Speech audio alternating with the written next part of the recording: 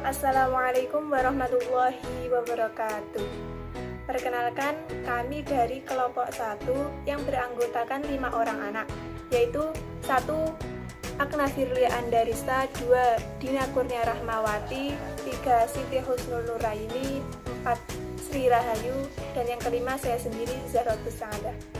Perkenankan kami menyampaikan materi pada makalah yang telah kami buat, yaitu yang berjudul Mengompol. Baik teman-teman, ada yang sudah tahu atau belum pengertian dari mengompol? Baik, kami akan menyampaikan pengertian dari mengompol atau enuresis. Mengompol atau enuresis adalah kondisi yang biasanya terjadi karena saraf dalam menyuplai kantong kemih lambat matangnya, sehingga si anak tidak berhasil terbangun ketika kantong kemih penuh dan butuh dikosongkan. Enuresis merupakan salah satu masalah perkembangan yang paling sering dijumpai, khususnya pada anak usia dini. Hal ini dapat menjadi sumber rasa malu pada anak-anak dalam sumber rasa frustasi bagi orang tua, karena anak itu sering melakukan atau sering mengompol. Enuresis merupakan gejala yang sering dijumpai pada anak. Keadaan ini dapat menimbulkan masalah bagi anak, bagi orang tua, dan juga keluarga maupun dokter anak yang menanganinya. Istilah kedokteran enuresis yaitu mengeluarkan air secara tidak sadar saat tidur pada usia yang seharusnya sudah dapat mengendalikan keinginannya untuk bilang atau untuk mengucapkan ingin pipis atau ingin mengeluarkan air kencing. Saya akan menjelaskan tentang jenis-jenis dan penyebab dari enuresis. Jenis-jenis enuresis itu ada 4. Yang pertama, enuresis diurnal. Yang kedua, nocturnal enuresis. Yang ketiga, enuresis primer. Yang keempat, enuresis sekunder. Enuresis diurnal itu terjadi pada siang hari. Nocturnal enuresis itu terjadi pada malam hari.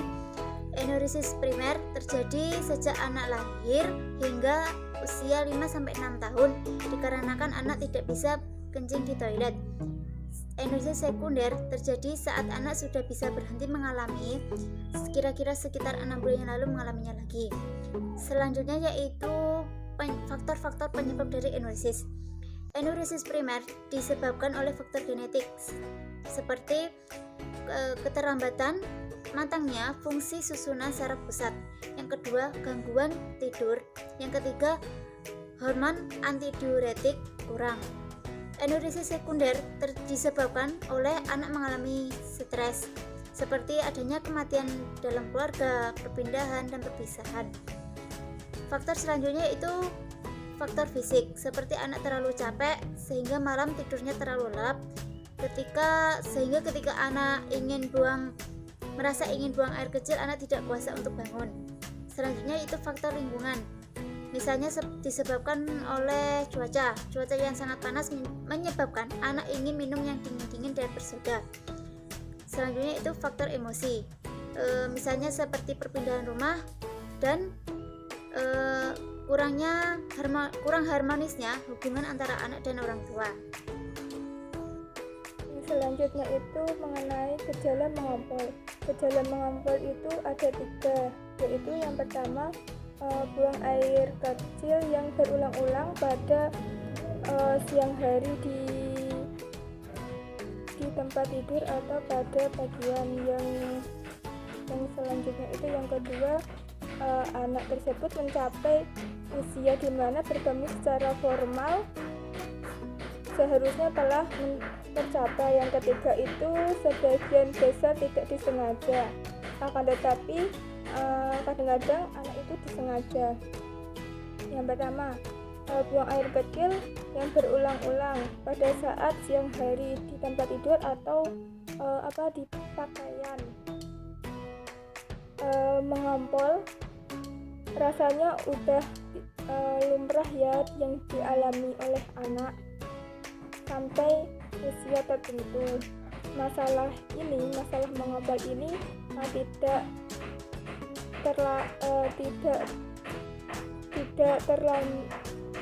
tidak berlangsung lama, karena kebiasaan anak yang sering kencing di celana itu akan berhenti dengan sendirinya.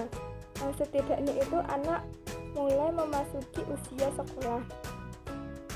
Yang kedua itu anak tersebut mencapai usia di mana berkemih secara formal seharusnya telah tercapai. Biasanya mengompol terjadi pada bayi hingga anak-anak tersebut berusia 4-5 tahun. Normalnya anak usia 4 tahun itu anak itu sudah bisa mengendalikan pengeluaran kencingnya. Yang ketiga itu sebagian besar tidak disengaja, tetapi kadang-kadang disengaja oleh anak. Di sini saya akan menjelaskan tentang bagaimana cara pengobatan enuresis terhadap anak usia dini. Di sini saya akan menjelaskan bahwa pengobatan enuresis dapat diberikan kepada anak itu tergantung penyebabnya.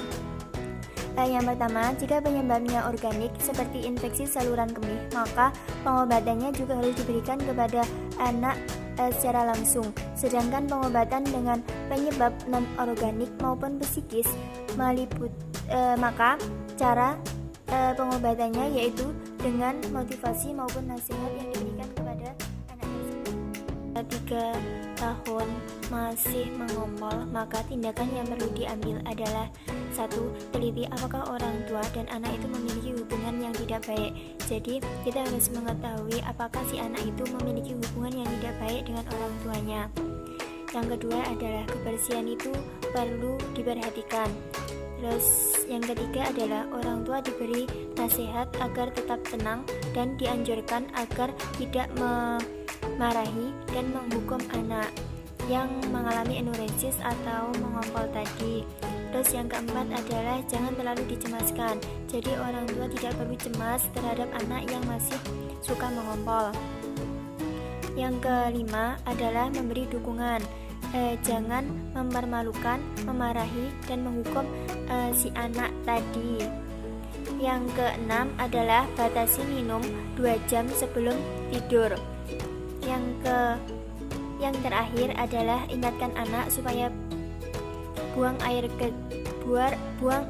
kecil dulu sebelum tidur. Jadi anak dibiasakan untuk buang air kecil terlebih dahulu sebelum tidur. Sekian video presentasi dari kelompok kami, kurang lebihnya mohon maaf. Wassalamualaikum warahmatullahi wabarakatuh.